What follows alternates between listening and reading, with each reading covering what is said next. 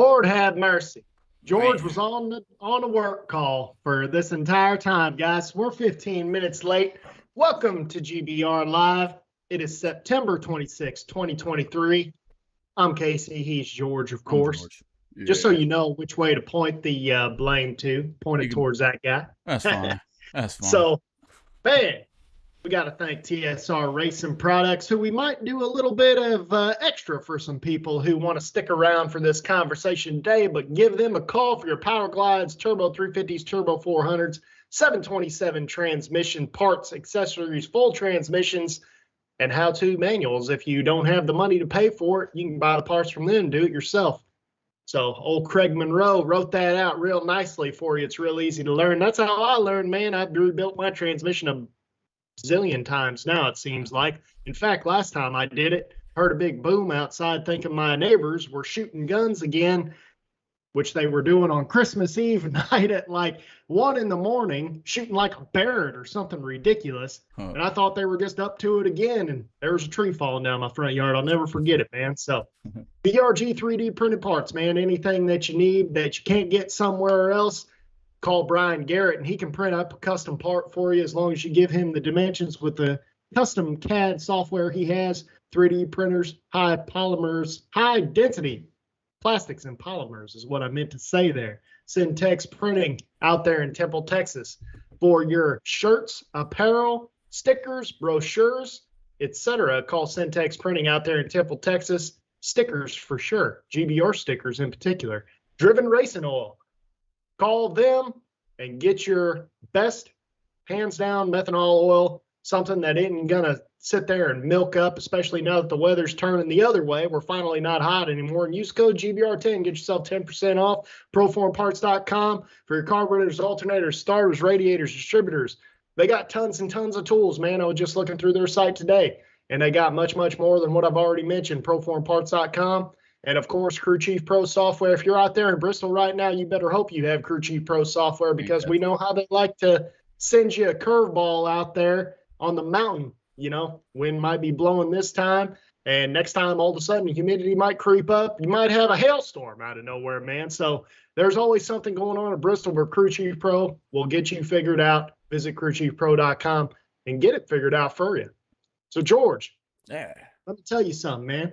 What's up? I think that our apparel is actually going to be at an apparel trailer at Bristol, That's which is happening right now. I think they're in time runs right now for the shootout. That is a fact. I think she's in something called Nitro Alley or something like that. I'm not 100% sure, as I've never been to Bristol. It's definitely a bucket list item for not only me, but probably every other person in this chat, in this community, that has never been to Bristol. Not only as a racer, but a spectator. I don't really care what capacity I go to Bristol as. Hopefully I'll be racing, but if that's not the case, I'll be glad to be there anyway. But she's there. 8th Mile Apparel will now carry Going Bracket Racing apparel. Hats, hoodies. I think she's going to have hoodies and t-shirts on hand this weekend. So get a chance and stop by and grab you some GBR merch. That's what I like to call it, Casey, man. To represent that old GBR community a little bit. And I do got another load of stickers. I need to get some more stamps, but if you are in need of GBR logo stickers, I think they're competition decal sized, go ahead and send us a message inside GBR inbox here on Facebook, and we'll try to get something out to you.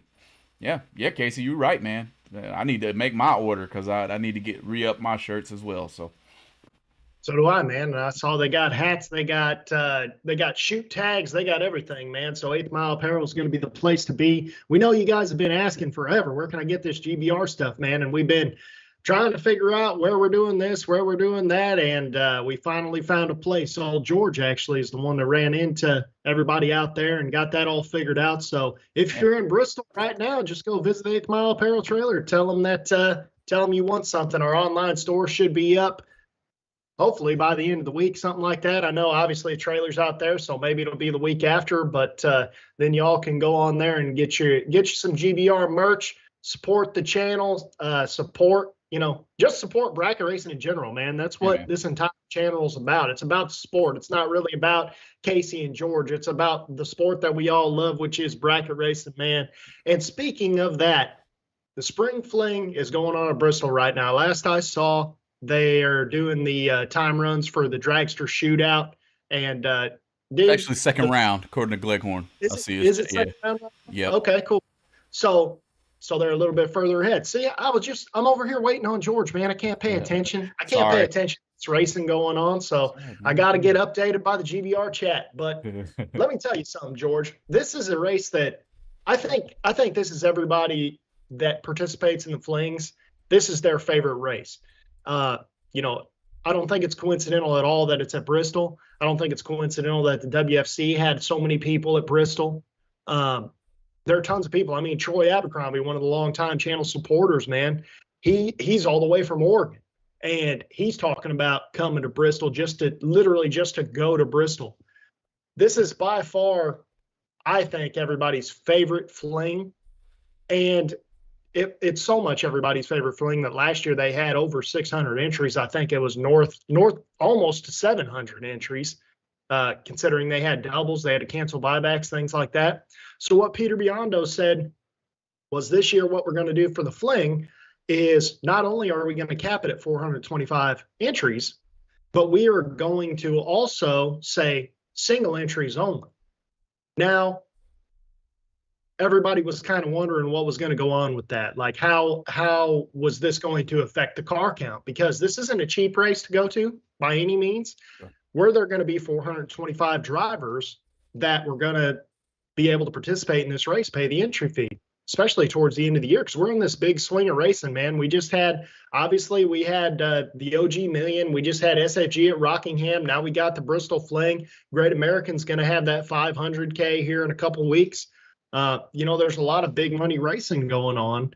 And that race sold out in 3 minutes. The Fling sold out in 3 minutes with 425 single entries, to the point where, you know, a lot of my friends being out here in the Southeast, you know, we're maybe 4 hours from Bristol.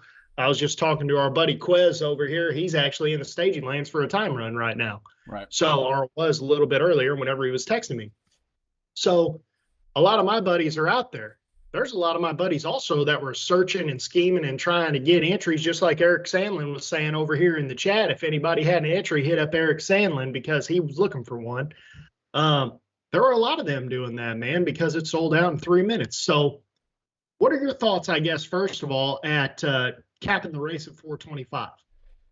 Yeah, I like it. I do. It does. Number one, I'm always going to be, and this doesn't necessarily pertain to the Spring Fling crew.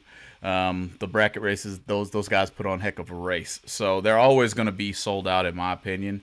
But it gives a little bit more of a comfort zone, not necessarily a wait and see what happens on Wednesday night or Tuesday night to see how many rigs actually show up at the racetrack to start racing on Wednesday. When you have something that's pre-entry set, it's already sold out. As the promoter who's given us the race, which you'll always hear going bracket racing, I'm not speaking for Casey, but I'm sure he'll say the same thing here. If the promoter can put on the race, that means us bracket racers can go and race it. So anything to give them a little bit more of a comfort in knowing their race is sold out. They're not going to go into this thing and be, up a creek without a paddle, for lack of better terms there. I'm all for it. So in a nutshell, what I'm saying is I'm always going to be a catalyst of pre-entry, like it or not. If you do like it, great. If you don't like it, well, that's fine. But don't ruin it for everybody else who needs that pre-entry in order to be able to go to these races. Basically, what I'm getting at. So yeah, man, and to have a capped race, you have to have pre-entry. It's just part of it. You can't say we're only going to allow this many races, and and we're only going to allow this many racers, I guess I should say, and turn people around the gate. That just simply is not how things work. Yep. But, at the end of the day, the thing that I always like about the thing that a lot of people, in fact, like about pre-entry is you kind of can, do a pay now and pay the rest later type thing. Sure.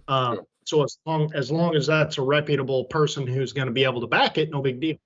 And especially a race such as the Fling Series, where it's been going on for so many years at this point and never had any issues. I don't think anybody's really worried about that with Biondo. He's always been able to back up everything that he's had. He's always paid out everything that he's had. No big deal. The thing that I was interested in more so than anything was the fact that it's a single entry race, because in my mind, I don't know when that has happened last. And that's something that I thought was, with the attendance they had last year, I guess the word I want to use is it's kind of ballsy to say, hey, we're only going to do single entry. Now, they had a huge attendance last year, but even so, I want to say their attendance was 680, I feel like. I mean, obviously it was a year ago, so who knows? But I want to say it was like 680, maybe 660, something like that. But even if it is, let's just give them the benefit of the doubt. I know it wasn't this high, but let's just say 700. That's only 350 if everybody's doubled, man. Sure. So that's still a far reach, when you're talking about paying 30,000, 100,000, 30,000, and all the giveaways they have on top of it. So as far as that goes, what are your feelings on that? Yeah, man, I don't really know, dude. Like I said, you'll have to reiterate some of the questions. I had a couple of little technical difficulties going on just a second ago. You guys might not know it, but Casey, now you do, because I know you didn't know it either. So ask the question there at the end just a little bit. Man, now I got to think about what it is. I like to ramble. See, man. Okay. So my question, I guess, was along the lines of, do you think it was ballsy to say, okay, I'm gonna say this is a single entry race, because that hasn't happened in realistically, I would say now. Yeah, nowadays. Period. The only time that you see a single entry race or even a no buyback race is when there are too many vehicles on the premises. Limiting like this to a single entry only, number one, it appeals to a different breadbasket. That's just one right off the bat. There are still a group of racers out there who like only going down the track one time, who don't like buybacks even. I think this race does have buybacks. I might have misstated in the title. But it has buybacks, but it's only a single entry. Yeah, go ahead. That gave me an idea. We're going to get to that at the very end of the show, but I was just saying that gave me an idea for later. But yeah, so no, I think, as Jason Phillips is saying here, capping it helps it not be a marathon. You can kind of take your time a little bit, have the ability for a destination like this to be able to enjoy the outskirts of Bristol as well. Like, for instance, if racing gets over at 8 o'clock, man, you still got time to get with a big group of racing buddies and go find something to eat down the mountain a little bit or something. So there's always going to be a little something else that you can do whenever you have a race kind of structured in this manner. I also think it's going to be the great equalizer. No more of that, I got caught racing up against a double and on the mountain, to say the least, especially half these doubles got crew chief pro, which if you don't have it, you're going to be in a world of trouble out here on the mountain. And we can talk about that in a little bit too, Casey. But having to race against somebody who's already been down Bristol's racetrack that particular round, you are at a major disadvantage, in my opinion. Somebody who's been there could probably speak better on this, but when you consider the weather swings. Not only that racer had a hit at the tree, his car's been down the track, he knows what it's going to run, he's got data off of his race pack system, whatever fuel tech system he's using, Holley, EFI, I don't care what he's using, he's got that data, and you don't. So it's the great equalizer, in my opinion. I like this style of format. Yeah, I do too, man. And we got a couple of messages in the chat over here that are kind of pertaining to that. So Drag Racer 4809 says one entry, one buyback at the most. Eric White, it's funny that you say this. Do you see double entering an unfair advantage over non-doubled? It's funny that he says that, because that was the next thing I was going to bring up, which is, how is single entry going to affect the winners of this race? Because as far as we've seen, whenever they've had to cancel buybacks, because of these huge car counts, the race winner is not the one that you would expect a lot of times. Yeah. And the simple answer to Eric White's question is something that I always say, and it's an analogy that I always use whenever this comes up. If you play blackjack, how many chances do you have to beat the dealer when you're playing one spot versus two? If you're heads up with the dealer, it's 50-50 shot. If you're playing two spots, now you got 66%, they got 33%. It's just simple math. I mean, and it goes on and on and on. So your odds get better the more entries you have, and the odds get better the more buybacks you have. And if ultimately, you could say, okay, well, everyone else can double and everybody else can buy back their doubles too. Well, that's true. However, whenever you're talking about $1,000 entry fees and you're talking about $350 buybacks, that gets untrue real quick. That's So I guess I'll pose the question to you, George, as I had it written down over here. How will single entries affect this race, considering it's one car, one driver, one buyback, and you're cutting out half of their options for a lot of these big name guys? Yeah, and honestly, there's a saying, you can't teach an old dog new tricks, honestly. But there's also in the back of my mind, with there not being a buyback, or excuse me, not being a double entry, the force factor behind the old dog having to learn that new trick. Okay, so I feel like strategies likely is going to move a little bit here. Whereas somebody would be very comfortable setting up tight 00, maybe 6, setting up 5. I think you'll see a little bit more caution, especially, and I really want to stress, especially after the buyback round is already over. I think you're going to see a little bit of a pullback in strategy, where some drivers would carry 5 numbers. Some drivers might carry 3. I think you'll see those numbers get a little bit skewed. Some of the ones who are a little bit better at doing it may even widen the gap a little bit to give themselves even more chance to get back to 00 or dead on, which we can talk about as well, Casey. Can't be easy to do out here on the mountain in a weather switch that would speed you up or slow you down a hun either direction. So that there's a little bit of my take as far as for strategy goes. I think you'll see a lot more people up on the wheel because you only get this one chance. So generally speaking, you better bring a gun to a knife fight. You better not bring a knife about 3rd or 4th round, because you're gonna lose. Somebody gonna be carrying a gun, basically. Right. And Scott Lewis, old racer, saying over here in the chat also, being doubled gives you the chance to hit it hard more times than one round. Right. And old racer is saying as soon as doubles showed up was when people started setting up for 3 to 5 versus 10 to 12. That's a good point. That's a very good point, man, because more than anything, I mean, that's how I used to always race. Whenever I was doubled, I'd set up real tight, because ultimately the best chance you have in any drag race, no matter how good your car is obviously to beat the other guy off the line, because you're instantly ahead. You're already in a better position. So the harder you can hit the tree and be green, the better off you are. And you can always set up to be 3 to 5 whenever you have that other one as a throwaway and you finally find the red light and you're like, oh, I was, 1, 7, 6, 1 red. And you're like, okay, add 1 or 2 in, and now you're good to go. Good. If you're a single entry, you can win a race if you're green. It doesn't matter how green you are. You can always win a race if you're green, but you can never win a race if you're red and the other guy's green. That's true statement. That's true statement, Casey. But, hey, man, the way I see it, I think we're all going to get a chance to watch this unfold. And I almost wonder, will Pete Biondo keep this structure moving from this point forward for this particular race?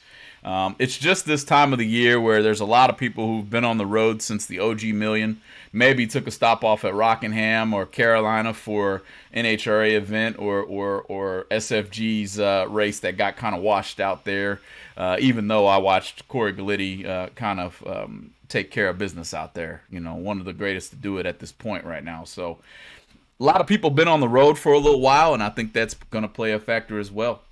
Casey, man, it's a good point in time right here. Let's get a quick second to our marketing partners. Don't go anywhere. Make sure to hit that like, follow, subscribe, all those good buttons to let you know Going Bracket Racing is live. And we'll talk to you guys in just a couple of seconds. Don't go anywhere. BRG Motorsports 3D printed racing parts are able to provide you with whatever you desire to enhance your drag racing operation.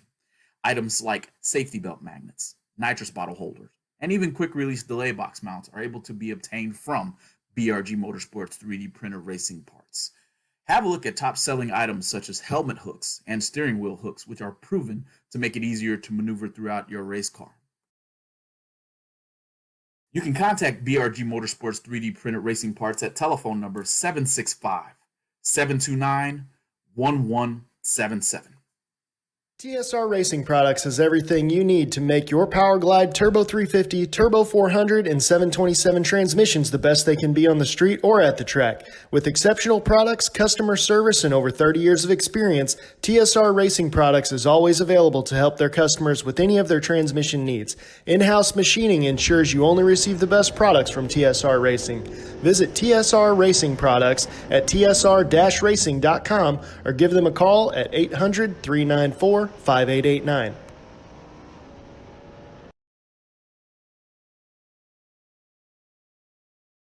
Proform wedge locking header bolts are the last set of header bolts you'll ever need. Each bolt comes pre-assembled with a pair of special locking washers. Wedge locking header bolts are manufactured with grade 8 steel and come in 1 inch and 3/4 inch lengths.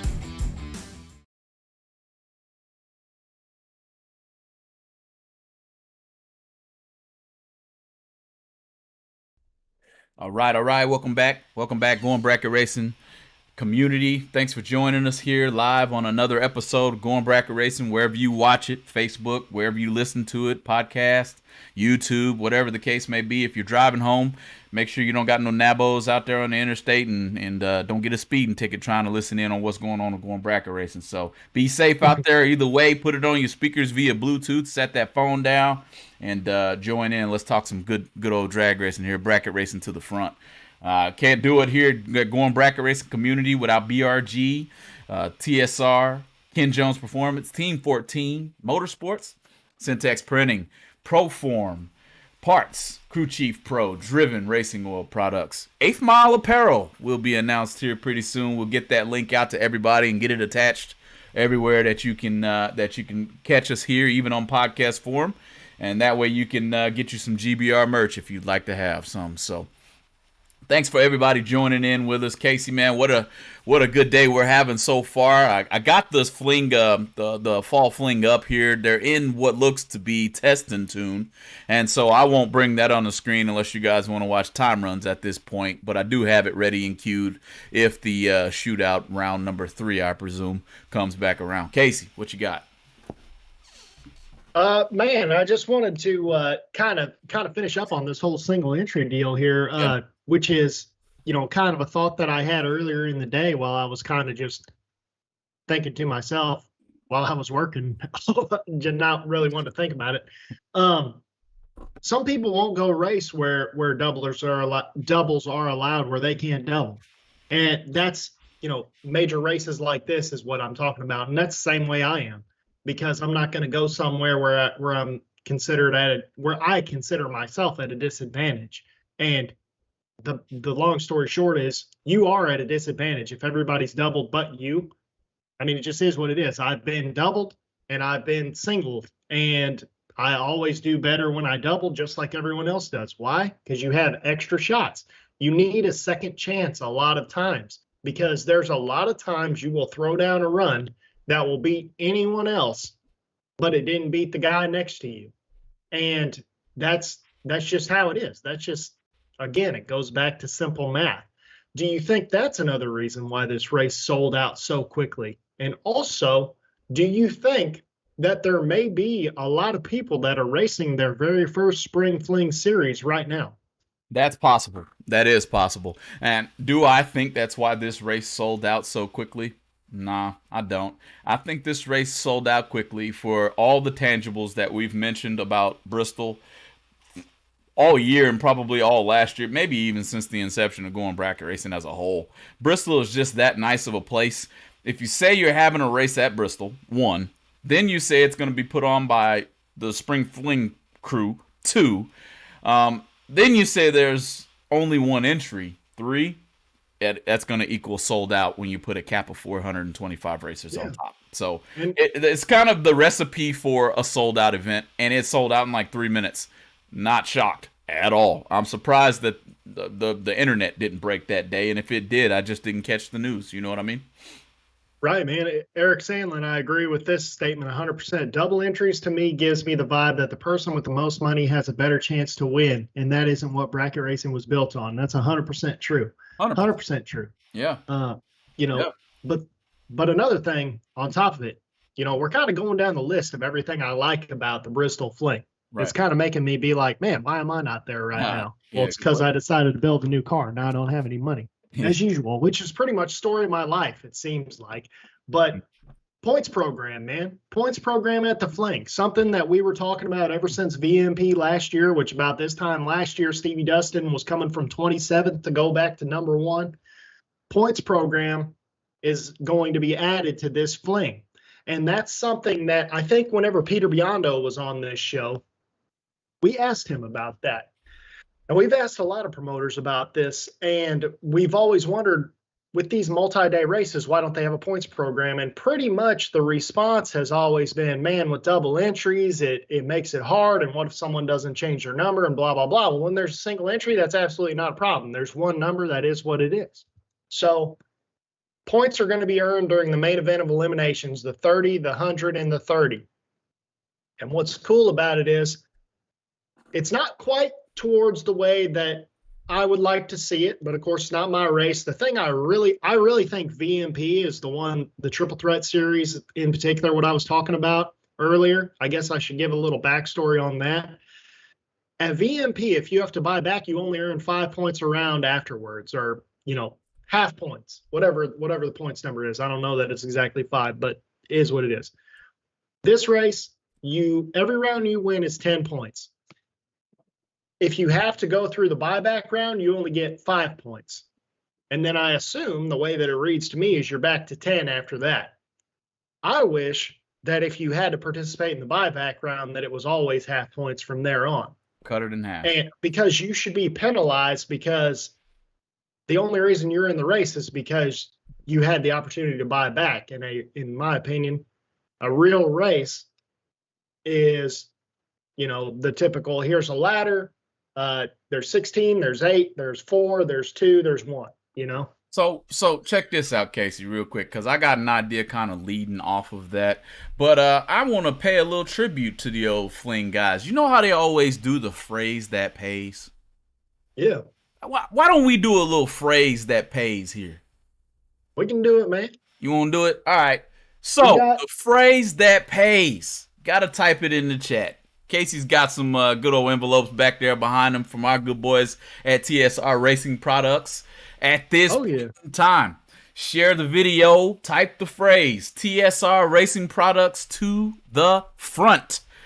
Type that in, you'll be entered into a chance to win a $100 gift card to TSR Racing Products. So it's that everybody heard that. Yeah, we get into the end of the year. Got to get some good upgrades for your racing operation next year, whatever you might want there. So TSR Racing Products to the front. We're going to get back to the show, and I'm going to check it out and let you guys type that in there, and we'll choose a winner shortly after. Casey, man, that what you were just talking about just made me think, and this is a question to you and the rest of the crowd as well.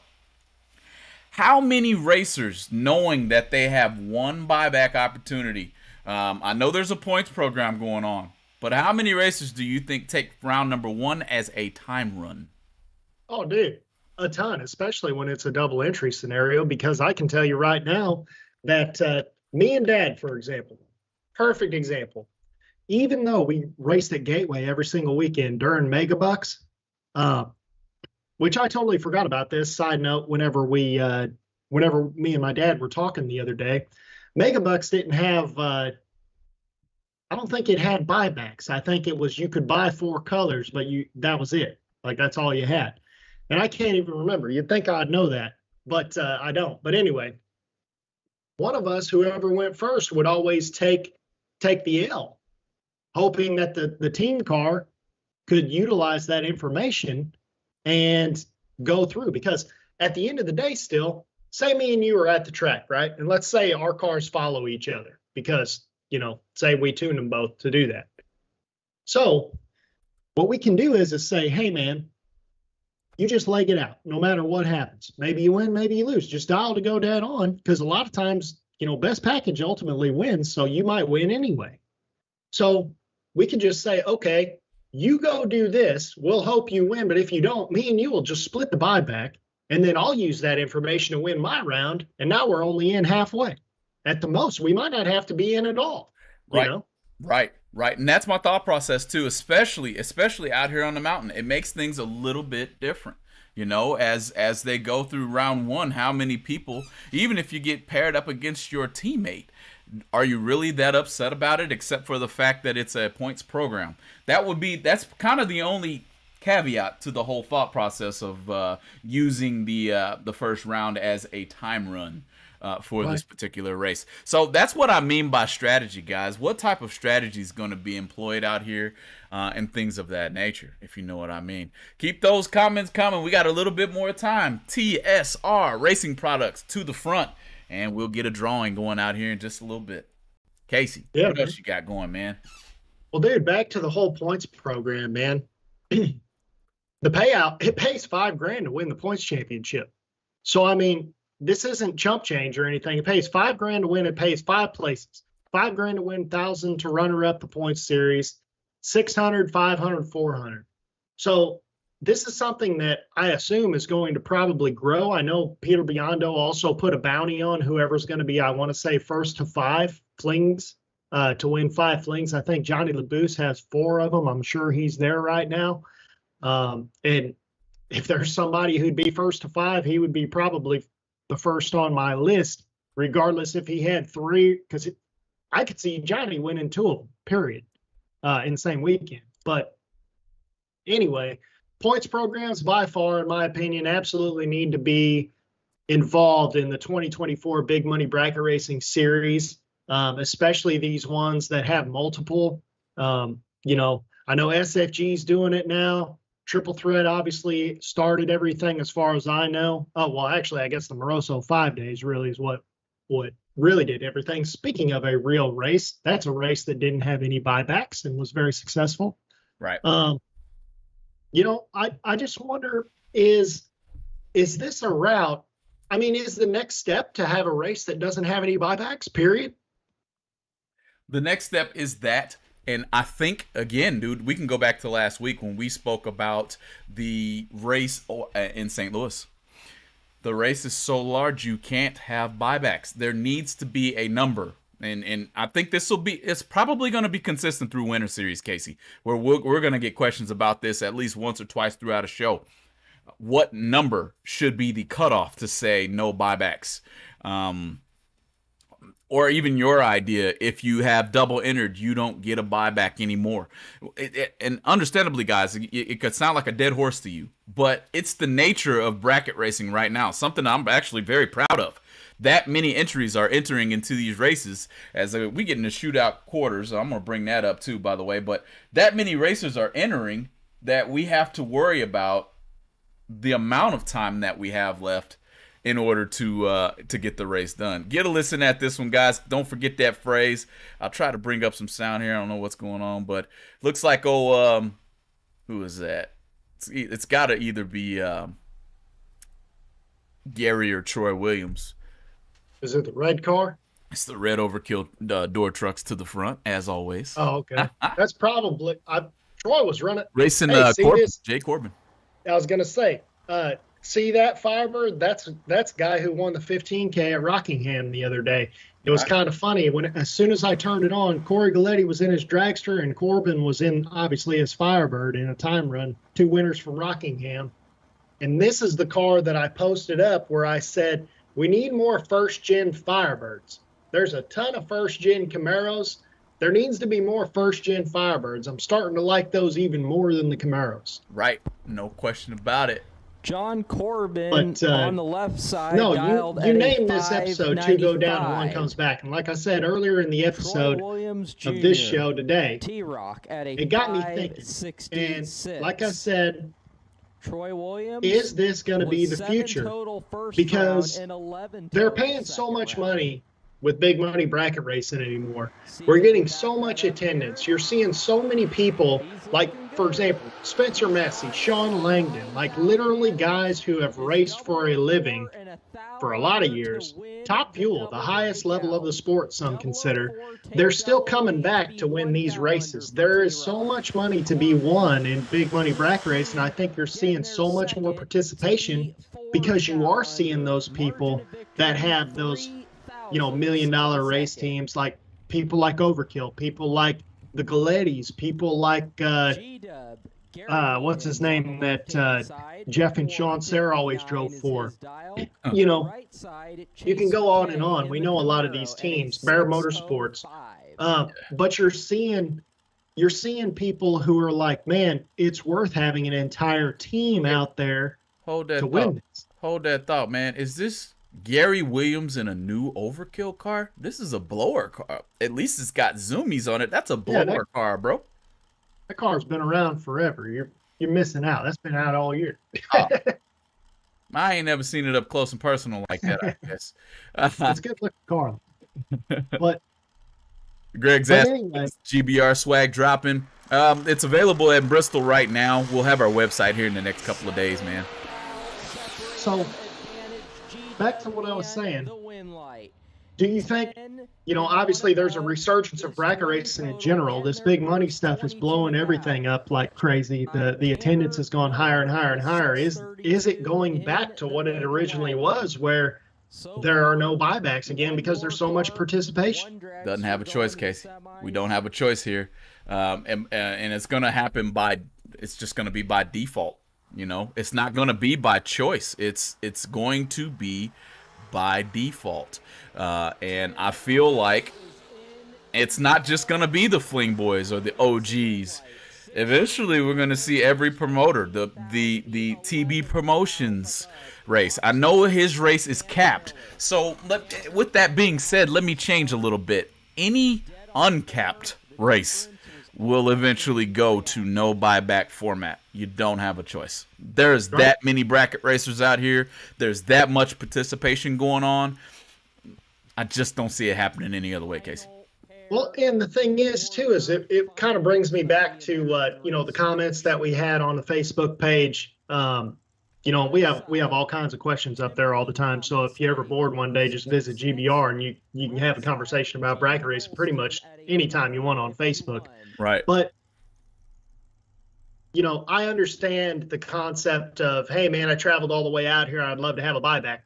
That's fine if we're doing a one-day race. But when we're talking like 3 and 4 day racing and you have gamblers races and things like this and shootouts and stuff, I don't really think it's a problem anymore, man, because it's like if we're racing 4 days, unless you just have terrible luck, and we've all been there. I've had terrible luck a lot of times. I mean, it just is what it is. But you're going to usually do okay one of those days. And the thing that you have to realize is that if you don't have a buyback, neither does the guy next to you. That's a fact, neither does the guy behind you. It's a fact. So you never have to worry about them coming back. So if somebody takes out Nasty Nick first round, no one has to deal with him anymore.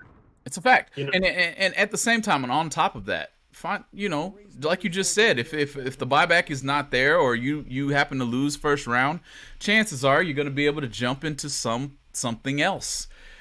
Don't look at it as a negative, because yes, you got knocked out of the big money part of it all, right? Everybody looks at that as somewhat negative, but it doesn't have to be whenever all these big races have other things going on as well. Well, and I think you said either Extreme or XRP does this also, where like their points program, and I could have made this up in my head too, but where their points program is like a single entry deal, and if you fall out of that, you go run Super Pro green or red or whatever it is. But that makes me think, if there was kind of a guarantee by the track that would say, hey, there's no buyback, but you can get in a second chance race. Right. You just take your buyback, you go into the second chance race. So the big race is for people who are winning. Right. And the second chance race starts, say, third round. Right. Right. So then everybody could just buy into the second chance race, essentially a gambler's. No buybacks in that one either. Right. So you have a chance to buy back. You still have the same opportunities for everything, but it's a totally different race. Right. Obviously it pays less because it's not the main event. Right. So what do you think about that? Is that the route that needs to happen? Because the overall problem with the double entries and then buybacks and things like that is usually we get down to, because there's really good racers out there, and we'll get down to about, say, 20 cars, and there's always a couple people still doubles. Now we're waiting around on them to cool their cars down, which, in my opinion, if you're going to double enter, you better figure out how to make your car be cool and be able to round robin it. there shouldn't be any waiting around. Hold that thought. Hold that thought. I've generated 1 number so far.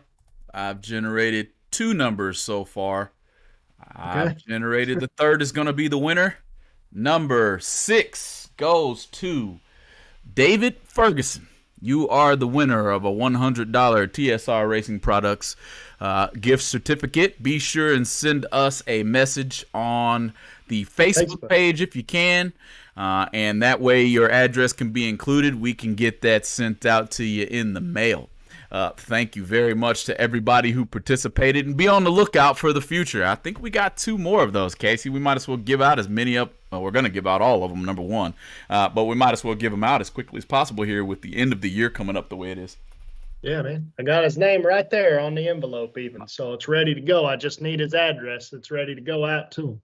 Man, I heard that. So one thing I think I can say to your question there, I think somebody had a comment even inside of the chat, Casey, and as I was working, I only got bits and pieces, as that's what happens when you multitask, but making sure your car is equipped to be able to double is along the lines of what I think you were saying there. And there's a comment in the Facebook side that says, it's from Danny Amos Sr., actually. I was actually able to find it. And it says, my car struggles to double, gets too hot, running gas, and it's not alcohol. So some of these cars, you know, you really got to come at it right in the first place to be able to have your car ready to double it at any given point anyway. So kind of piggybacking off of what you were saying, hopefully I kind of lined up as best as possible. Tyler Stein, what's going on, man? I see you in the chat as well. Man, what do we got going on in the middle of this deal? You got all these commercials running for YouTube or something like this, trying to get back to the fling or something. Well, you're behind, to be honest. And, of course, YouTube always has a lag when you're watching it live through Motor Mania. I understand why, being GBR Media, that is the smartest way to do it, period, because there are things that happens behind the scenes. Sometimes you guys don't even catch a glitch, but man, we're pulling our hair out trying to figure out what actually just happened. So, no, man, pretty cool, dude. It's pretty cool, but you're behind, and now it's just 2 of us on the screen. There is no fling because they're having that redo of looks like Pete Biondo, and I don't know why the guy's name eludes me. Oh, I got you. Almost beat him in that practice tree. Oh boy, was on fire in that practice tree race. I can tell you that. So.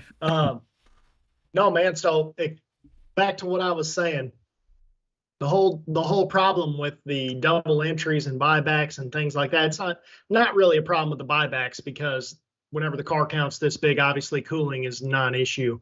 Sure. The overall entry comes with the doubles whenever you start getting into late rounds and we're waiting on people to cool down and things like that. I really feel like what they should do is just say 15 minutes between rounds. 15 minutes is plenty of time to cool off. If your stuff gets so hot that you can't, it just shouldn't get that hot. My stuff never gets that hot. I've been doubled.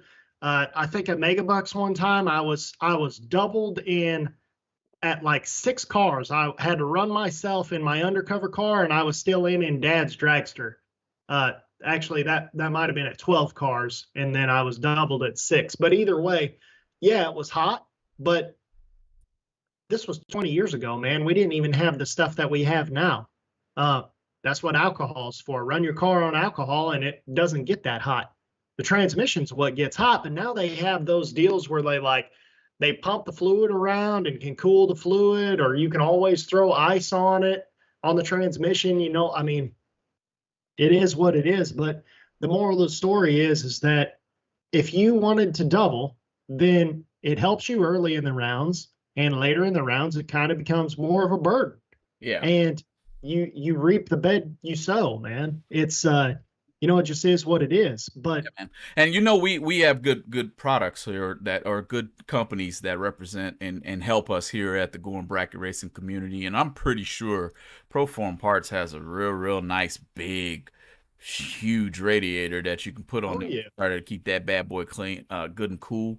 I don't have that problem with Mo. He runs on alcohol. Heck, half the time I turn off the track, I'm already below 160, and that's coming off the track, dude. So it's not going to take me very long to get old Mo cooled down. I've never really doubled him.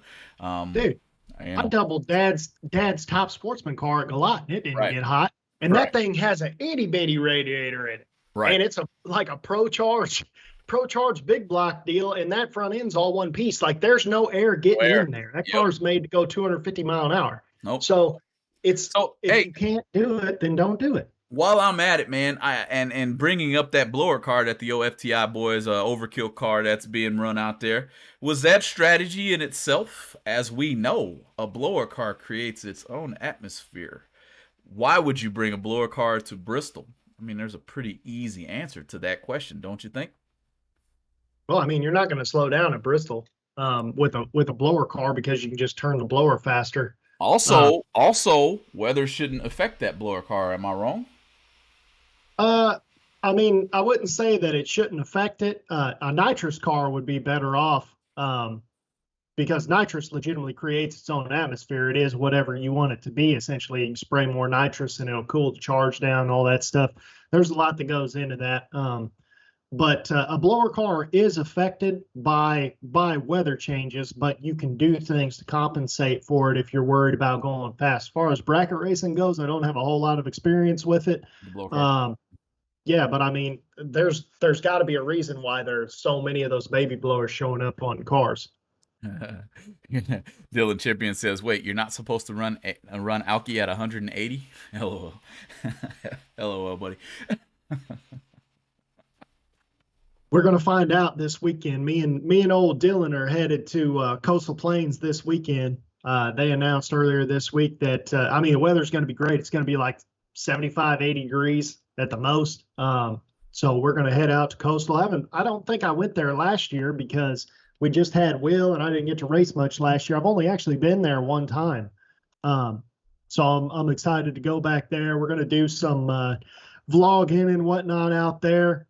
Coastal's a cool track, man. It was I want to say it was built in like the 60s or something. Everything's been upgraded throughout the years and things, but it's got an asphalt track next door for like asphalt late models and stuff. It's kind of like a miniature gateway almost. Wow. It's in a big, Jacksonville's a reasonably big town. I think there's a Marine base there and stuff. So they always have a lot of cool stuff going on. It's just one of those deals where it's like an hour and 45 minutes for me to get there. So there's just a lot between there to go. It's, in their summer hours, whenever they don't start time runs until like 5 or 6 or whatever, that's hard for me because then when we get done, if you do any good, it's going to be like 1 or 2 in the morning and you got to drive 2 hours back home, you know? Sure. So makes sense. But I do like going there. Oh, it makes sense, man. It was a pretty fun show today, Casey, man. There's a lot going on again in our sport with the fling happening right now. Coming on, I'm still high from the OG, of course. I'm still angry at myself for missing that race as well. So, I mean, just more things to look forward to for next year as I try to make my way down to probably the last race I think I want to make sure I get to is that OG.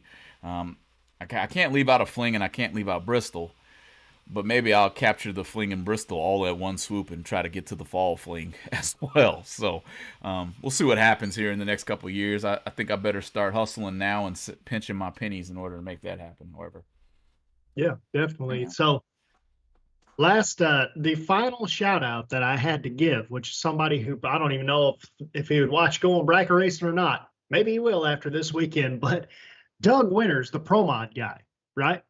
The NHRA Pro Mod guy takes NHRA legal Pro Mod to Charlotte because he lives right down like an hour away. Goes to Charlotte. They don't have Pro Mod there. So he entered it in Comp Eliminator and went like 77 under the index in AA Pro Mod. Wow. Wow. So, yeah. Speaking of, I got to see some pretty cool cars, too. I've never seen it's been a long time since I've gotten to watch Comp Eliminator and Top Dragster, and Peevler was out there, and Blake Peevler was out there at Tulsa Raceway Park. I got to see those guys. Pretty good to see them as well. But I hadn't seen Comp Eliminator in a while. There was a gas-powered blower car in the field, and man, was he tough to deal with. That car was fast, and that car was pretty. Not to mention, I got to watch old Bob Galitti run Top Sportsman. I think his fastest pass was 6:14. So yeah, 6:14 in a Top Sportsman car, dude. Man, that was pretty awesome. It's pretty What awesome. kind of combination does he run? Is he a nitrous guy? I believe he was nitrous fed. As I'm sitting here thinking, I can see the nitrous the nitrous purge coming out of that car. So he was definitely purging up. I want to say it was 800 something cubic inches, and that only speaks nitrous to me too. So yeah, I'm pretty sure he was nitrous driven. But that was pretty fun being able to go to Tulsa and catch a double divisional for NHRA, man, and be able to kind of participate in that. And Bogacki almost won it, and his car didn't launch there in super gas, so that was pretty interesting. And prayers to the Plord family. I saw they had a little bit of an accident on the way home from that race, where it looks like maybe a bolt might have come loose on his lift or stacker, and it literally must have hit a bump and it tilted the stacker. Luckily for him, there wasn't a car underneath. I think he dropped it off to a car show, and maybe some cosmetic damage to the other car. I think it was a stalker that was on the top there. So, oh man, the blue car. Yeah, nothing major. It was a blue car though, and looked like it might have been some paint scuff or something of that nature. So, hopefully, he gets back. And I'll just shout out here, David Ferguson. I got your message, man. I'll get that certificate to you in the mail. I got your address here, and you can get you some TSR racing products. See, you're up there in New Jersey, so you aren't terrible far away, man. So it'll get there quick. You'll be able to get your parts in the mail very quickly. And be on the lookout. We'll do that again. I use random.org just so everybody knows. I tried to do it on the screen, let you guys see what was going on. I don't want to, I write the names down over here on my other computer. It's just a little bit quicker to do so. But random.org is how I generated that, just so everybody knows. And we'll be doing that again here shortly. Hopefully in the future we get some more giveaways. We'll talk to old Pro Forum and some of these other guys out here, see if they want to throw some giveaways in the old pot for the GBR community. So be on the lookout. Casey, it's about that time, man. What you got in closing? Man, I'm excited to go racing this weekend finally, man. You know how it's been, lately over here. It seems like it's rained more than since I've lived here this year, first of all. But then on top of it, the entire month of, last time I raced was the end of August. And then it seemed like it either rained, and then my wife was sick, and then my little boy was sick, and then I was sick, and then it rained again once I finally got all my stuff back together. And now we're finally going to get to go racing this weekend, man. So I'm definitely excited about that. Obviously appreciate TSR Racing Products, BRG 3D printed parts, Syntex Printing, Driven Racing Oil. Don't forget to use code GBR10, get 10% off your order.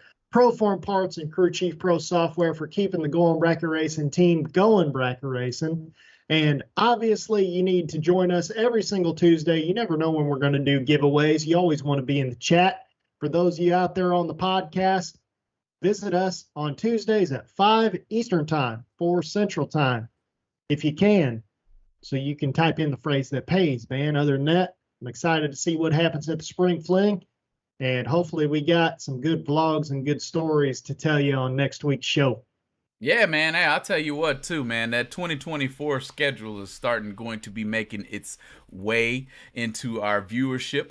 And I can see Flickr Promotions and Gleghorn Promotions. I got your name wrong there. Sorry about that, Ryan. But those two guys work together quite a bit. I've seen their schedule drop a little bit tentatively today.